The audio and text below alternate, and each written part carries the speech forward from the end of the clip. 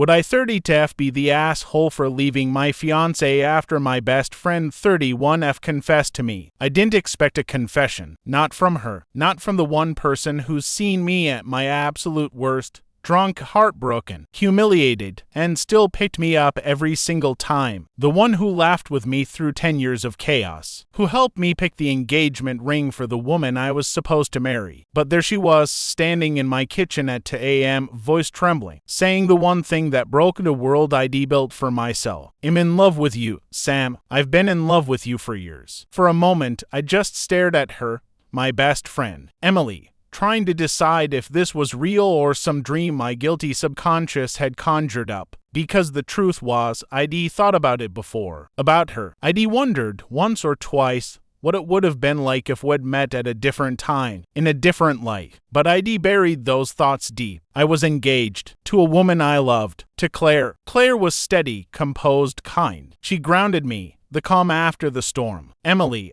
on the other hand, was the storm. Wild, passionate, unpredictable. She'd been there long before Claire, but she'd always stayed just on the other side of the line between friendship and something more. Until that night, I remember every detail. The smell of rain from the open window, the half-empty wine glasses. The way her hands shook when she spoke. She said she couldn't keep pretending anymore. That watching me plan a wedding with someone else was like watching the love of your life marry a stranger. She cried. I didn't. I just stood there frozen, my heart splitting between two lives, the one I had and the one I never let myself imagine. When she finally left, I sat on the floor of my kitchen until the sun came up. My engagement ring felt like it weighed 1,000 pounds. The next morning, Claire noticed something was off. She asked if I was okay. I lied. I said I was just tired, but I couldn't look her in the eye. That was 2 weeks ago. Since then, I haven't seen Emily. She texted once. I'm sorry. I just couldn't hold it in anymore. I didn't reply, but her words haven't left me. They haunt me when I'm brushing my teeth, driving to work, sitting next to Claire on the couch while she talks about flower arrangements. I can't focus on anything because part of me keeps replaying that night, the crack in her voice, the way she looked at me like I was the only thing that mattered in the world. And the worst part, I felt it too. Something deep and familiar. Something I'd ignored for years. I love Claire.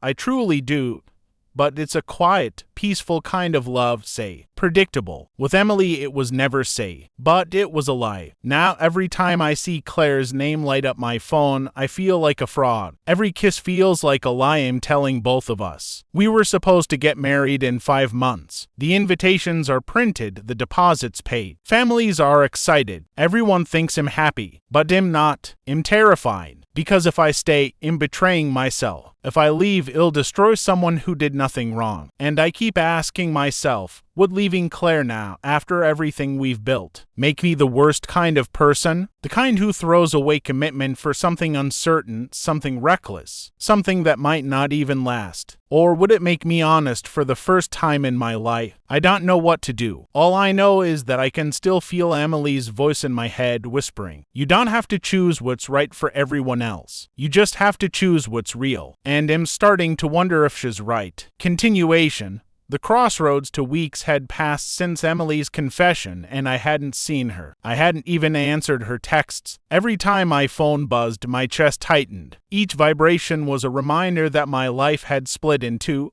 The world I knew, and the one I'd never dared to explore. Claire noticed my distance. She tried, subtly at first, asking how I slept, what I wanted for dinner, if I'd finished certain wedding tasks. I answered politely, calmly, mechanically. Each yes and ill handle it felt like a knife slicing through me. The longer I stayed silent, the heavier the guilt became. But guilt wasn't even the right word. It was emptiness. One evening, I was supposed to finalize the flower arrangements with Claire at the florist. I told her I needed a moment to clear my head and walked outside. The air was cold, the city lights reflecting on wet asphalt from the rain earlier. My phone vibrated. Emily. I didn't pick up. I wanted to scream, to throw it, to burn it. But instead, I stared at it, fingers hovering. And then, impulsively, I called her back. Her voice was cautious. I wasn't sure if you'd answer. I needed to, I admitted. I can't stop thinking about that night. We met at our old car.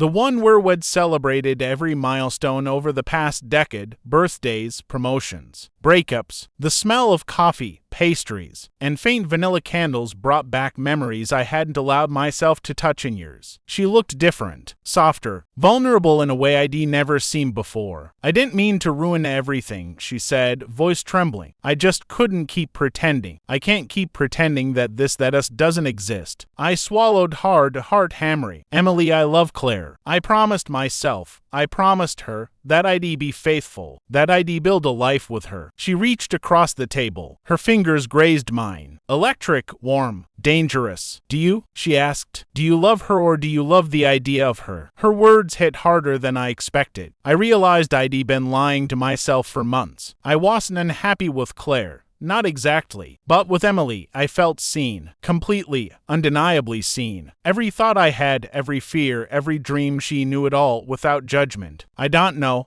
I whispered. She smiled faintly, bittersweet. "That's the first honest thing you've said in weeks." We sat there for hours, talking, reminiscing, and laughing quietly about the ridiculous moments only best friends share. And in that moment, the world narrowed. There was no wedding, no obligations, no engagement rings. There was just her, just us. But reality always crashes in eventually. The next day, I returned home to find Claire in the kitchen unpacking some wedding gifts. She looked up at me, bright-eyed, smiling. "I booked the rehearsal dinner venue. Isn't that exciting?" I nodded, feeling a heavy weight in my chest. Exciting? My life felt like it was teetering on a cliff, and she had no idea. I tried to push Emily from my mind, but I couldn't. I replayed her confession, her touch, her gaze. Every memory of her, every heartbeat I'd spent ignoring demanded my attention. That night, I sat on our couch, staring at the engagement ring that sparkled in the dim light. I traced its curves with my finger, imagining it on Emily's hand instead. My chest ached with longing and guilt, the two impossible to separate. I realized then that if I stayed, I'd be lying to Claire for the rest of my life. Pretending that my heart was hers when it had already chosen someone else. Pretending that the future we'd planned wasn't a beautiful illusion I could never fully inhabit. The next day,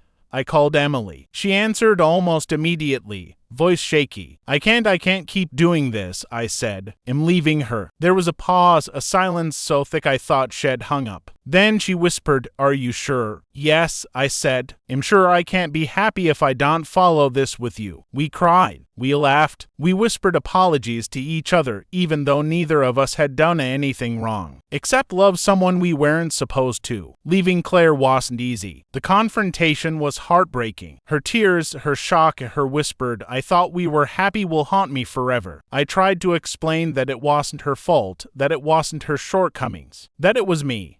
Me and the truth I'd been ignoring for far too long. And when I finally walked out of that apartment, my heart pounding, Emily waiting in the rain, I felt alive in a way I hadn't in years. Because sometimes doing the right thing for yourself hurts everyone else. But pretending is a worse kind of cruelty. Continuation. After the breakup the day I left Claire, the air felt like static. Every sound, car horns, birds, the faint hum of the fridge in my old apartment, seemed louder than it had any right to be. I held Emily's hand as we walked down the street, both of us drenched in the early evening rain. I could feel the tremble in her fingers, the unsteady beat of her heart matching mine. I wanted to tell her everything. The guilt, the shame, the fear of what I'd done to Claire. But I couldn't. The words got stuck in my throat because part of me didn't want to admit how relieved I was. Relieved that I no longer had to live in a lie. Relieved that my heart, for the first time in years, could choose freely. When we finally stopped at her apartment, we collapsed onto the couch, soaked through, laughing quietly at the absurdity of our own mess. For the first time in months, the world felt simple again.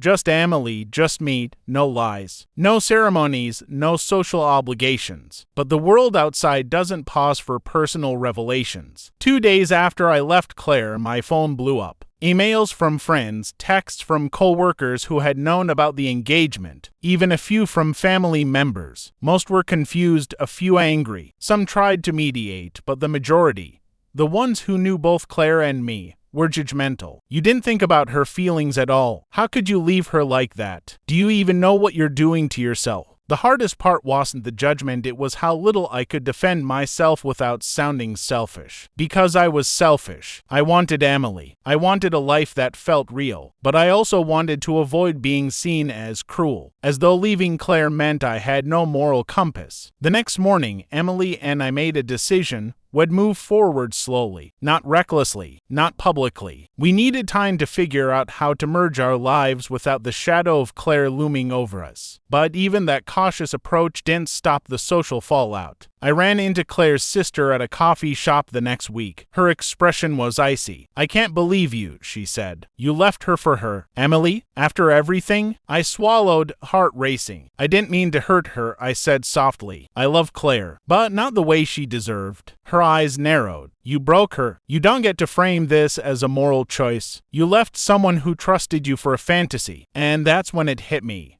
Maybe she was right. Maybe the fantasy I was chasing was dangerous. Maybe following my heart wasn't enough to justify leaving a life I'd built. A life that included people who had invested themselves in me. The next month was a whirlwind. Claire tried to contact me, sending long emails and texts, some calm, some pleading, some accusatory. She asked for explanations, begged for closure, and sometimes just demanded acknowledgement. Each message felt like a hammer hitting my chest. I read them once, then put my phone down, refusing to respond. I couldn't. Emily tried to comfort me, but even her presence couldn't erase the guilt that settled like lead in my stomach. "You have to stop blaming yourself," she said one night. "You didn't do this to hurt anyone. You just chose truth over illusion." I nodded, but I couldn't shake the feeling that truth wasn't enough. That Claire's pain would always be a reminder that love is never clean, that choices carry consequences, and that sometimes following your heart means breaking someone else's. Then came the party. One of Claire's co-workers had invited both of us to a mutual friends gathering, unaware of the drama. Emily wanted to skip it, but I insisted. I needed to see how people would react, how the world would frame me now that the engagement was over and Emily and I were together. The moment we walked in, whispers started. Eyes followed us. People I thought were friends looked uncomfortable, some openly judging. Claire was there too, with a friend at her side, laughing politely. Her glance met mine for a brief second, a mixture of betrayal, hurt, and resignation. I felt exposed, vulnerable, like a child caught doing something irreparably wrong. Emily squeezed my hand under the table, grounding me, whispering, "We'll get through this." But I didn't feel like I could. Every conversation, every sideways glance reminded me of what I had done, and it became impossible to separate my happiness from the wreckage I'd left behind. Weeks turned into months. The initial chaos of the breakup settled, but the emotional fallout never truly disappeared. Family gatherings were awkward. Mutual friends drifted away. Even Emily, despite her love and patience, sometimes looked at me with worry, sensing the guilt I couldn't escape. I realized then that life after a betrayal, even one motivated by honesty and passion, isn't free or peaceful. It's a maze of second guesses, whispered regrets, and the quiet, persistent echo of someone else's hurt. Yet, despite it all, Emily and I held on to each other. Our connection wasn't perfect. It was raw, complicated, and messy. But it was real. For the first time in years, I felt something in my chest that wasn't weighed down by obligation, expectation, or social approval. And maybe, in the end, that was worth every moment of pain, every fractured friendship, and every sleepless night. Because some truths,